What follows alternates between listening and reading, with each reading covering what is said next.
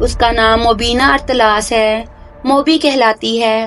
ایوبی بھی کیمپ میں نہیں ہے اور اس کا سراغ رساں علی بن سفیان بھی وہاں نہیں ہے۔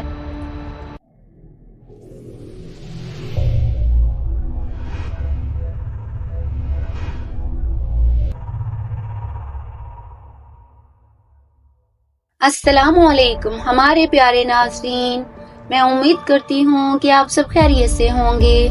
جیسا کہ آپ جانتے ہیں کہ ہم آپ سے سلطان صلاح الدین ایوبی کے دور کی حقیقی کہانیاں، عورت اور ایمان کی مارکہ آرائیاں بیان کر رہے ہیں۔ جیسا کہ ہماری پچھلی کہانی میں ہم نے آپ سے شیئر کیا، جب صلاح الدین ایوبی نے مصر کی حکومت سنبھالی تب صلیبی بغاوت پر اتر آئے۔ وہ اسلامی نظام کو اور سلطنت اسلامیہ کو ختم کرنا چاہتے تھے، جبکہ سلطان صلاح الدین ایوبی سلطنت اسلامیہ کو عروج پر لے جانا چاہتے تھے۔ صلیبیوں نے سلطان صلاح الدین ایوبی کو قتل کرنے کے لیے کئی حربے اپنائے اور حسین لڑکیوں کے جال میں بھی پھانسنے کی کوشش کی، لیکن ہر دفعہ صلیبیوں کو شکست کا سامنا کرنا پڑا۔ تو آئیے ناظرین، داستان کو آگے جاری رکھتے ہیں اور صلاح الدین ایوبی کی زندگی کی ایک اور نئی حقیقی کہانی کا آغاز کرتے ہیں۔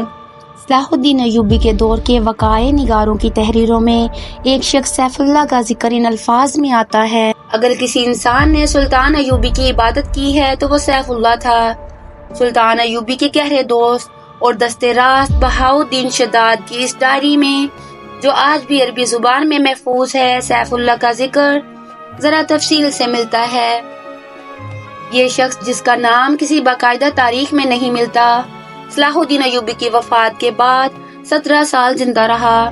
وقائع نگار لکھتے ہیں کہ اس نے عمر کے یہ آخری 17 سال سلطان ایوبی کی قبر کی مجاوری میں گزارے تھے۔ اس نے وصیت کی تھی کہ وہ مر جائے تو اسے سلطان کے ساتھ دفن کیا جائے، مگر سیف اللہ کی کوئی حیثیت نہیں تھی۔ وہ ایک گمنام انسان تھا جسے عام قبرستان میں دفن کیا گیا، اور وہ وقت جلد ہی آ گیا کہ اس قبرستان پر انسانوں نے بستی آباد کر لی اور قبرستان کا نام و نشان مٹا ڈالا۔ تاریخی لحاظ سے سیف اللہ کی اہمیت یہ تھی کہ وہ سمندر پار سے صلاح الدین ایوبی کو قتل کرنے آیا تھا۔ اس وقت اس کا نام میگنانا ماریوس تھا۔ اس نے اسلام کا صرف نام سنا تھا، اسے کچھ علم نہیں تھا کہ اسلام کیسا مذہب ہے۔ صلیبیوں کے پروپیگنڈے کے مطابق اسے یقین تھا کہ اسلام ایک قابل نفرت مذہب اور مسلمان ایک قابل نفرت فرقہ ہے جو عورتوں کا شدائی اور انسانی گوشت کھانے کا عادی ہے۔ لہٰذا میگنانا ماریوس جب کبھی مسلمان کا لفظ سنتا تھا تو وہ نفرت سے تھوک دیا کرتا تھا۔ وہ بے مثال جرأت کا مظاہرہ کرتے ہوئے جب صلاح الدین ایوبی تک پہنچا تو میگنانا ماریوس قتل ہو گیا اور اس کے مردہ وجود سے سیف اللہ نے جنم لیا۔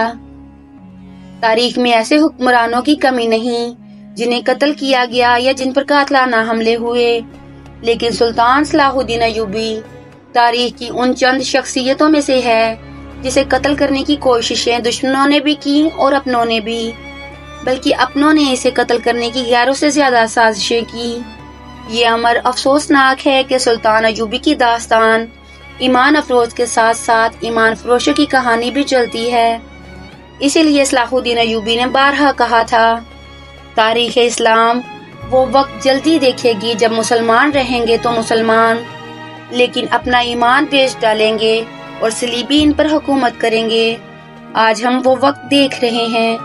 سیف اللہ کی کہانی اس وقت سے شروع ہوتی ہے جب سلطان ایوبی نے صلیبیوں کا متحدہ بیڑا بحر روم میں نظر آب و آتش کیا تھا۔ ان کے کچھ بحری جہاز بچ کر نکل گئے تھے۔ سلطان ایوبی بحریہ روم کے ساحل پر اپنی فوج کے ساتھ موجود رہا اور سمندر میں سے زندہ نکلنے والے صلیبیوں کو گرفتار کرتا رہا۔ ان میں 7 لڑکیاں بھی تھیں جن کا تفصیلی ذکر آپ پڑھ چکے ہیں۔ مصر میں سلطان کے سوڈانی سپاہ نے بغاوت کر دی جسے سلطان نے دبا لیا۔ اسے سلطان زنگی کی بھیجی ہوئی کمک بھی مل گئی۔ اب وہ صلیبیوں کے عزائم کو ختم کرنے کا منصوبے بنانے لگا۔ بحریہ روم کے پار روم شہر کے مضافات میں صلیبی سربراہوں کی کانفرنس ہو رہی تھی۔ ان میں شاہ اگسطس تھا، شاہ ریمان اور شہنشاہ لوئی ہفتم کا بھائی رابرٹ بھی۔ اس کانفرنس میں سب سے زیادہ قہر و غضب میں آیا ہوا ایک شخص تھا جس کا نام ایملرک تھا۔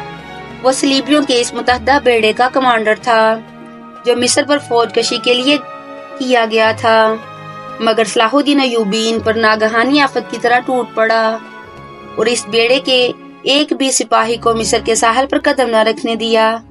مصر کے ساحل پر جو صلیبی پہنچے وہ سلطان ایوبی کے ہاتھ میں جنگی قیدی تھے۔ صلیبیوں کی کانفرنس میں ایملرک کے ہونٹ کانپ رہے تھے۔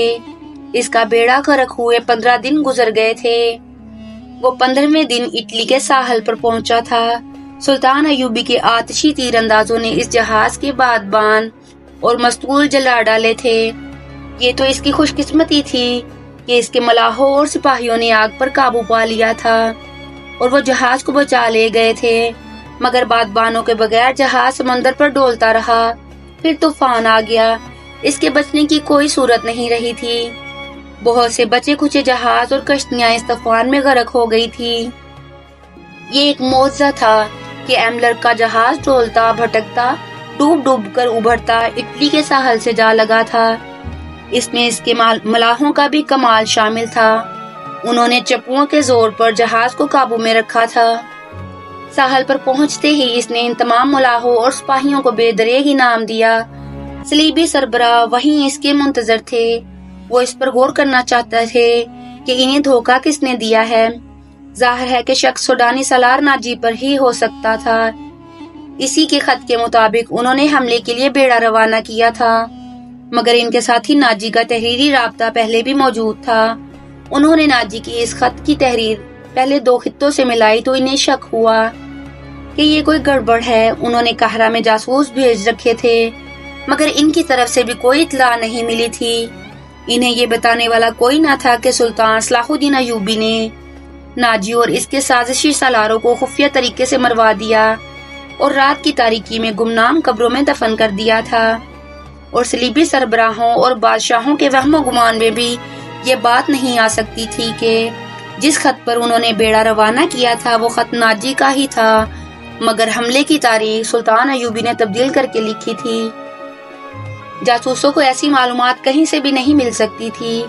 یہ کانفرنس کسی نتیجے پر نہ پہنچ سکی۔ ایملرک کے منہ سے بات تک نہیں نکلتی تھی۔ وہ شکست خوردہ تھا، غصے میں بھی تھا اور تھکا ہوا بھی تھا۔ کانفرنس اگلے روز کے لیے ملتوی کر دی گئی۔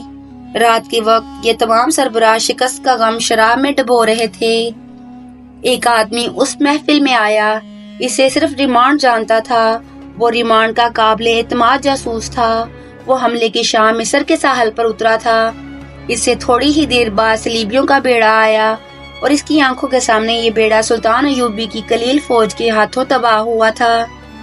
یہ جاسوس مصر کے ساحل پر رہا اور اس نے بہت سی معلومات مہیا کر لی تھی۔ ریمانڈ نے اس کا تعارف کرایا تو سب اس کے گرد جمع ہو گئے۔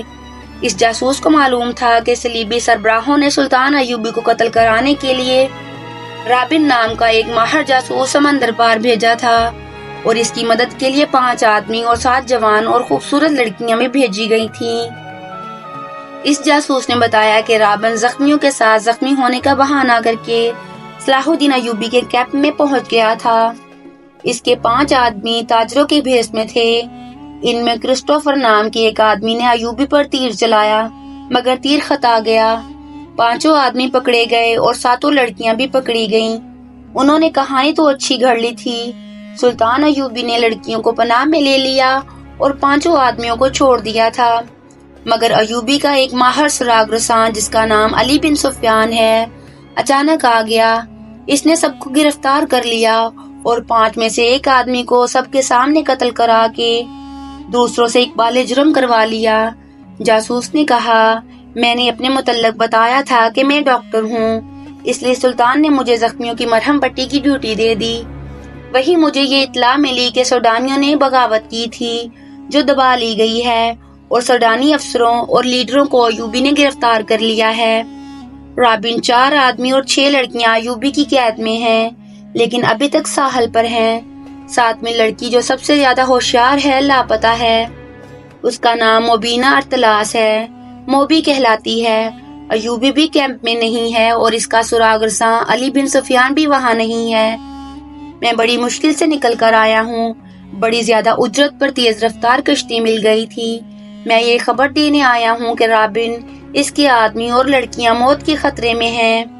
मर्दों का हमें फिक्र नहीं करना चाहिए, लड़कियों को बचाना लाजमी है। आप जानते हैं कि सब जवान हैं और चुनी हुई खूबसूरत हैं। मुसलमान इनका जो हाल कर रहे होंगे, इसका तसव्वुर आप कर सकते हैं। हमें ये कुर्बानी देनी पड़ेगी। शाह अगस्टस ने कहा, अगर मुझे यकीन दिलाया जाए कि लड़कियों को जान से मार दिया जाएगा तो मैं ये कुर्बानी देने के लिए तैयार हूँ। डिमांड ने कहा, मगर ऐसा नहीं होगा। मुसलमान इनके साथ वहशियों का सलूक कर रहे होंगे, लड़कियां हम पर लानत भेज रही होंगी। मैं इन्हें बचाने की कोशिश करूंगा। ये भी हो सकता है, रॉबर्ट ने कहा, कि मुसलमान इन लड़कियों के साथ अच्छा सलूक करके हमारे खिलाफ जासूसी के लिए इस्तेमाल करने लगे। बहरहाल हमारा ये फर्ज है कि इन्हें कैद से आजाद करवाएं। मैं इसके लिए अपना आधा खजाना खर्च करने के लिए तैयार हूँ। ये लड़कियां सिर्फ इसलिए कीमती नहीं कि ये लड़कियां हैं, जासूस ने कहा। वो दरअसल तरबियत याफ्ता हैं। इतने खतरनाक काम के लिए ऐसी लड़कियां मिलती ही कहाँ हैं। आप किसी जवान लड़की को ऐसे काम के लिए तैयार नहीं कर सकते कि वो दुश्मन के पास जाकर अपना आप दुश्मन के हवाले कर दे, दुश्मन की अयाशी का जरिया बने और जासूसी और तखरीबकारी करे। इस काम में इज्जत तो सबसे पहले देनी पड़ती है, और ये खतरा तो हर वक्त लगा रहता है कि जो ही दुश्मन को पता चलेगा कि ये लड़की जासूस है तो इसे अजियतें दी जाएंगी, फिर इसे जान से मार दिया जाएगा। इन लड़कियों को हमने ज़र्रे कसीर सरफ करके हासिल किया, फिर ट्रेनिंग दी थी और इन्हें बड़ी मेहनत से मिस्र और अरब की ज़बान सिखाई थी। एक ही बार 7 तजर्बाकार लड़कियों को ज़ाया करना अक्लमंदी नहीं। आगे क्या हुआ हम आपको बताएंगे हमारे नेक्स्ट पार्ट में। तो प्यारे नाज़रीन, हमारे साथ रहिएगा क्योंकि दास्तान अभी जारी है।